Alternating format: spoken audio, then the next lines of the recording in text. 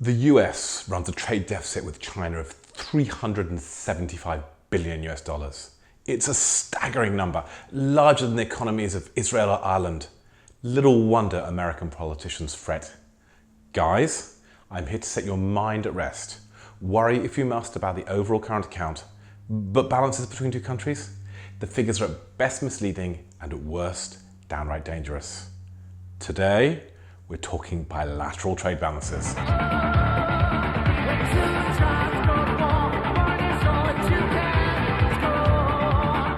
Last year, 2017, plucky Belgium, home to mussels and beer, ran a serious trade deficit with their neighbours in the Netherlands. Imports from the Dutch accounted for 7% of GDP, while exports were a mere 5%. This gap, at marginally more than 2% of GDP, is worse than the US-China trade deficit. Why is the Belgian government not up in arms? The Belgians are being exploited by the Dutch with their unfair trade. Trade wars are easy to win, and the Belgian government should demand its citizens boycott Dutch goods until they stop making things the Belgians want to buy. Intuitively, most people would realise the Belgians would not be richer if they unilaterally applied tariffs to Dutch goods. Just as you probably realise New York would not become richer if it attempted to adjust an interstate imbalance and banned wheat from Kansas. But when we're talking about big countries thousands of miles from each other, well, intuition goes out the window. So, let me demonstrate why you needn't worry 3 different ways. First is with the aid of this pretty triangle, which represents the fictional world of Bob. Yes, I know Bob is a stupid name for a world, but I'm the one making the videos and not you.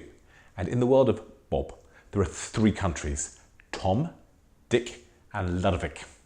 Now, the country of Tom, here, is rich in gas. Pop a finger in the ground and whoosh, it comes rushing out. This won't surprise you, but Tom only exports natural gas. It comes out the ground into pipes and is whisked away to the country of Dick. Now, Dick's economy is a bit more diverse. It has a big fertilizer plant, like that one, and it has a couple of fields which produce enough food to feed the local population. So Dick imports natural gas, converts it to fertilizer, using the harbour process, but you don't need to know that. A little of this fertilizer is used in Dick's own fields, but most is exported to the fictional country of Ludovic. And Ludovic's economy is not diversified at all. It grows food, lots of food, positively acres of fields. And all Ludovic's fields need is that lovely fertilizer, which is imported from Dick. The bountiful produce of the fields is part consumed at home and part exported to Tom. You see, Tom doesn't have any food or fields, only natural gas. So, Tom runs a trade deficit with Ludovic, who runs a trade deficit with Dick, and who runs a trade deficit with Tom. And those bilateral trade deficits are clearly a disaster. Tom should refuse to trade with Ludovic, who should refuse to trade with Dick, who should refuse to trade with Tom. Yay, congratulations, we got rid of the bilateral trade deficits, albeit at the small cost of starving tens of millions of people to death. Yes, the example is contrived. But you see these kinds of multi-country relationships in the real world all the time. So China has a trade deficit with Brazil, from which it imports raw materials, and Brazil has a trade deficit with the US, from which it imports various finished products, which has a trade deficit with China. The real world is complex, which ties neatly into the second point, which is that given international supply chains, bilateral trade balances are misleading, highly misleading. Take my wife's iPhone. Not literally, obviously, she loves that thing more than me. And she thought I was trying to remove it from her. Anyway, iPhones. Apple sells around 70 million iPhones in the US every year, and another, say, 15 million iPads. All of these 85 million devices were made in China, and so contribute to the bilateral deficit. Let's assume the average import price is $400 US. So in total, of the $375 billion US-China trade deficit, around 10%, $34 billion, comes from iPhones and iPads. But let's look at that iPhone more closely. The display, beautiful, isn't it? That was likely manufactured in Korea. The main processor, the A11, well, that will be fabricated by TSMC in Taiwan. The flash memory, well, we're probably back to Korea again. The sensor for the camera, from Japan. The lens, from Germany. The Qualcomm baseband, fabricated in either Taiwan or Singapore. Even using the most conservative assumptions, 2/3 the cost of the iPhone came from countries other than China. So while China may get a $400 trade surplus with the US on each iPhone, it gets at least a $270 trade deficit with Korea, Japan, Taiwan and others. And China's imports per phone may even be larger than this. Research firm IHS Markit disassembles iPhones and iPads and calculates the cost of manufacturing, i.e. what Apple pays Hon Hai to do the assembly in their factories. This is the only number that we know for sure stays in China, and it's, wait for it, as little as $8. So of the $999 cost of an iPhone X in the US, perhaps 1% of that is the Chinese manufacturing contribution. If we wanted to calculate real bilateral trade deficits, we need to look through the iPhone's raw cost to look at where China sources its components and raw materials. The point being that if iPhone manufacturing was all moved to Wilmington, Delaware, then the US trade deficit would not fall by $34 billion. It would only fall by the portion of the iPhone value that was manufacturing. That's $8 times by 85 million devices, or $640 million. That would barely dent the overall US trade deficit. Okay, thirdly, people don't demand Chinese things just as they don't demand Swiss or French or British things, or at least not specifically. We've talked about phones, so now let's talk about wine, and let's also cross the Atlantic to London. Now, the UK runs a pretty big trade deficit with the EU, and some of that is wine, and when I lived in the UK, I was responsible for a reasonable proportion of that.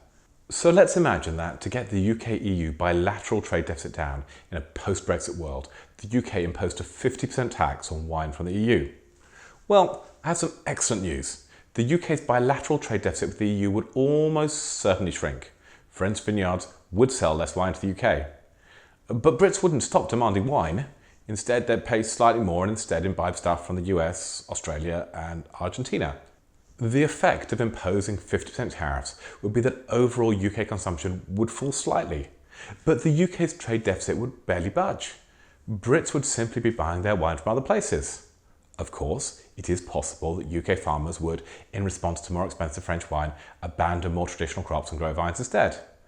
And I would note that the British already make some very nice sparkling white wine like this. But this isn't particularly likely. You see, Brits don't grow many grapes because we have no particular competitive advantage. Making French wine more expensive doesn't suddenly make British wine better than American or Armenian.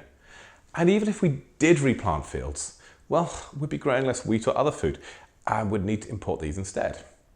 And what of the places that used to drink US, Australian and Argentinian wine? Well, they'd drink a little less of that and buy a bit more of the now slightly cheaper French wine.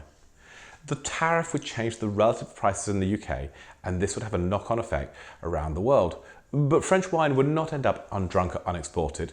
It would simply mean that producers earned a little less than they had to cut their prices slightly to outsell US wine in Japan, China or South Africa. The point I'm making is that bilateral tariffs in themselves do not affect what it is that Brits and Americans demand, only where they get their goods from. Distorting world trade through tariffs will mostly show up in extra shipping costs, which, in a small but meaningful way, is bad for the global economy. Politicians of all stripes and colours, worry if you must about your balance of trade, but do not fixate on bilateral figures. By pushing down one number, you will cause another to jump up. There is, and has only ever been, one sustainable way of lowering a developed country's trade deficit, and that's by increasing household savings rates. Trade deficits happen when a country, like a person, spends more than they earn. Which brings us neatly to the end of this video. If you haven't already seen it, my piece on the causes of trade deficits is worth watching. I'd also appreciate it if you could click the thumbs up button to show some small degree of appreciation, and also the subscribe one. Thanks for watching and see you next time.